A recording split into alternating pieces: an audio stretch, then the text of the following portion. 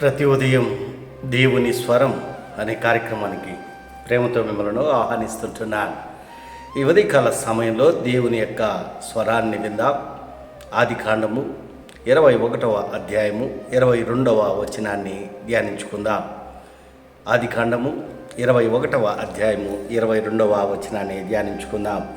నీవు చేయు పనులన్నిటిలోనూ దేవుడు నీకు తోడయ్యున్నాడు.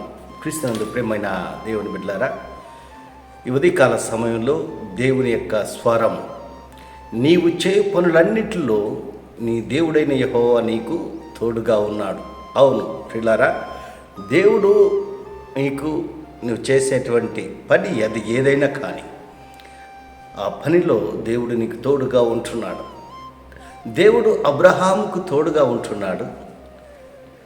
అదే రీతిగా నీకును దేవుడు తోడుగా ఉంటున్నాడు.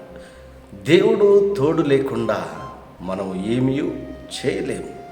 ఈ ఉదయకాల సమయంలో ఒకవేళ నువ్వు చేస్తున్నటువంటి అది చిన్న పనే కావచ్చు, అది ఎంత పని అయినా కానీ దేవుని జ్ఞాపకం చేసుకొని ప్రార్థనతో ప్రారంభించు.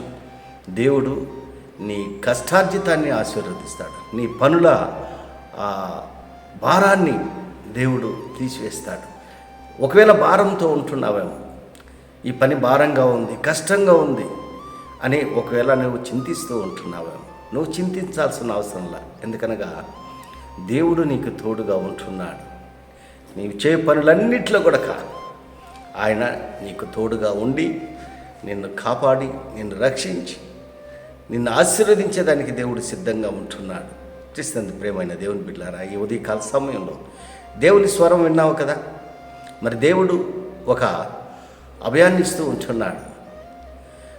ఆ అభయాన్ని మన జీవితాలకి అన్వయించుకొని దేవుడిచ్చేటువంటి ఆశీర్వాదాలను పొందుకొని దేవునికి ఇష్టలుగా ఈ లోకంలో జీవించాలని ఈ కొద్ది మాటల ద్వారా నేను హెచ్చరిక చేస్తుంటాను. దేవుడి యొక్క మాటలను మరెక్కువగా మీకును మీ కుటుంబాలకును దీవెనకరంగాను ఆశీర్వాదకరంగాను మార్చినగాక.